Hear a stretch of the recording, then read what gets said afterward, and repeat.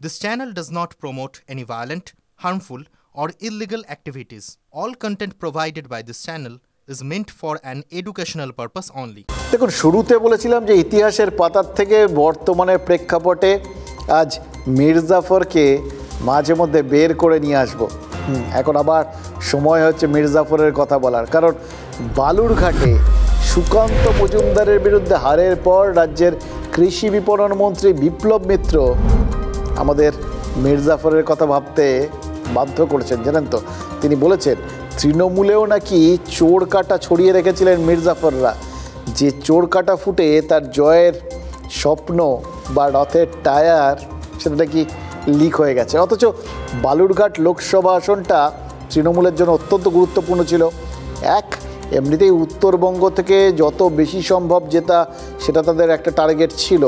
গতবারের ধাক্কাটা তারা এবছর অন্তত পুষিয়ে নিতে চাইছিল, এবং ওইখানে বালুরঘাটটা যদি জিততো না তাহলে কিন্তু এমনিতে কোচবিহারের পাশাপাশি বালুরঘাট জিতলে তাদের মার্কশিট উজ্জ্বল হতো, এটা যেরকম ঠিক সেরকমভাবেই এই বালুরঘাটে বিজেপির রাজ্য সভাপতিকে হারিয়েছে, এটা তো একটা বাড়তি বুস্ট, তাই না? বিশেষ করে উল্টো দিকে ধাক্কা, সেনাপতি যদি হেরে যায় সেটা তো যে কোনো দলের কাছে ধাক্কা, আর তার সঙ্গে বিপক্ষের জন্য বাড়তি একটা উচ্ছ্বাসের জায়গা, বাড়তি অনুপ্রেরণা, উদ্দীপনা, যেভাবে দেখবেন আর কি।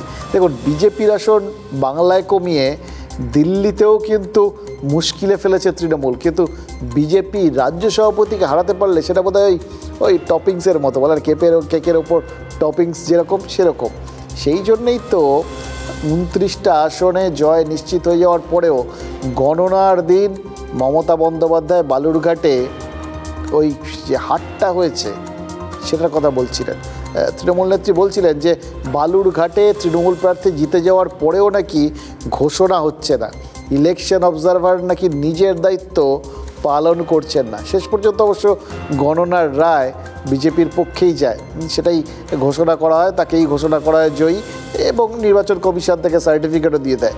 এখন বিপ্লব মিত্র বলছেন কমিশন কিচ্ছু করেনি, কমিশন ঠিক কাজই করেছে, তাদের কাছে খাতায় কলমে যেটা তারা পেয়েছেন সেটাই হয়েছে, অর্থাৎ সুকান্ত মজুমদার জয়ী হয়েছেন ওই বিভিন্ন যে ভোটিং মেশিনগুলো সেগুলোর ভিত্তিতে, কিন্তু তৃণমূলের কিছু লোকের জন্যেই নাকি তাকে হারতে হয়েছে। তারা তো মমতা বন্দ্যোপাধ্যায়কে তার মানে ভুল প্রমাণ করে দিলেন।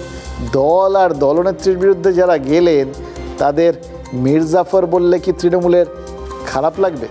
যারা আমাদের দলের মধ্যে থেকে দলের নাম করে ধান্দাবাজি করে জন্য এখানটায় যেহেতু দল পাওয়ারে আছে তার সঙ্গে থাকছে, অপরদিকে বিরোধীদের সঙ্গেও গোপন একটা যোগাযোগ রেখে চলছে, এই ধরনের কিছু মানুষ তো আমাদের দলেও আছে, তারা স্বাভাবিকভাবেই তারা বিরোধিতা করেছে।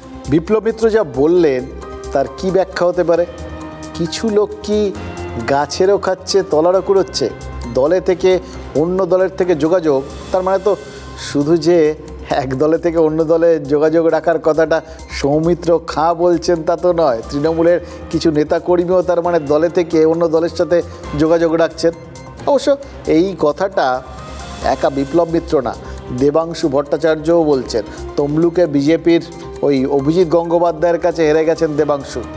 হারের কারণ পর্যালোচনা করতে গিয়ে তমলুকের তৃণমূল প্রার্থী যা বলছেন সেটার মধ্যে কিন্তু ওই বিপ্লব মিত্রের কথারই প্রতিধ্বনি শুনতে পাচ্ছি। জানেন তো দেবাংশু কী বলছেন তৃণমূলের কিছু নেতা দুই নৌকোয় পা দিয়ে চলছেন, তাই তমলুকে তাকে হারতে হয়েছে। এবং শুধু যে তমলুকে হারতে হয়েছে তা তো নয়, তমলুক লোকসভার মধ্যে যতগুলো বিধানসভা আসন রয়েছে সব কটা বিধানসভায় পিছিয়ে রয়েছে তৃণমূল।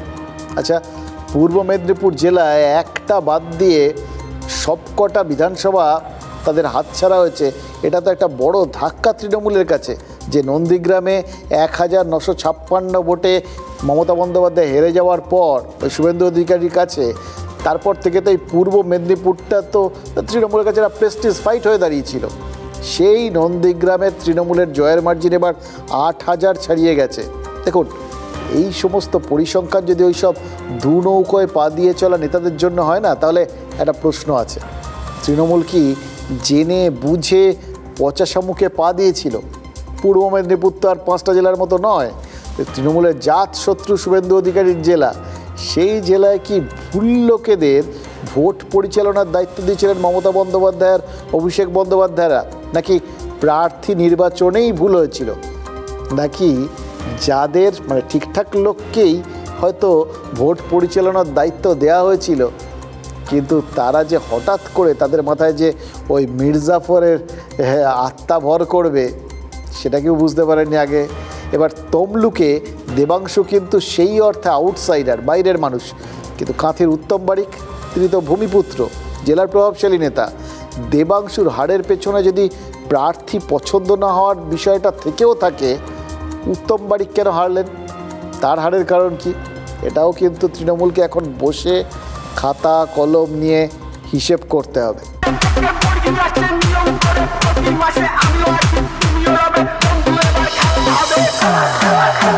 তৃণমূল বলেছিল খেলা হবে, খেলা হলো বটে, কিন্তু রেজাল্টটা উল্টো দিকেই গেল।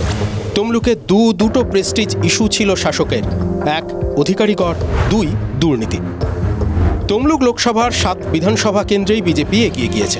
21 বিধানসভায় তমলুক, নন্দকুমার, মহিষাদল ও পাঁশকুড়া পূর্ব এই 4টে বিধানসভা তৃণমূলের দখলে ছিল। পাঁশকুড়া পূর্বের বিধায়ক বিপ্লব রায়চৌধুরী রাজ্যের মৎস্যমন্ত্রী। সেই পাঁশকুড়া পূর্ব থেকে 2721 ভোটে লিড পেয়েছে বিজেপি।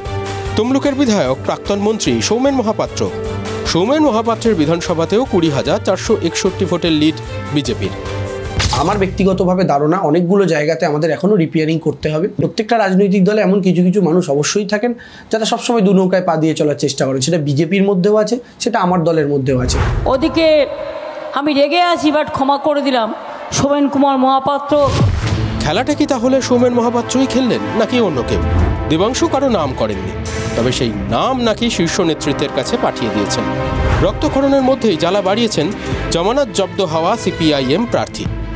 তৃণমূলের নেতৃত্ব, সে জেলা পরিষদের নেতা হতে পারে, বিজয়ী নেতা হতে পারে, বিধায়ক হতে পারেন, এমনকি মন্ত্রী, তারা তলে তলে সবাই শুভেন্দু অধিকারীর সাথে যোগাযোগ রেখে আজকে তমলুকের এই ফলাফল ঘটিয়েছেন। সে যদি বুঝতে পারে সাবোটেজ হতে পারে বা যে কোনোভাবে সব এক হতে পারে, আমাদের মেশিনারি কি করেছিল যাতে আমরা এইভাবে হারলাম, আমাদের নেতৃত্বের যে দোষ সেটা আমাদের মানতে হবে।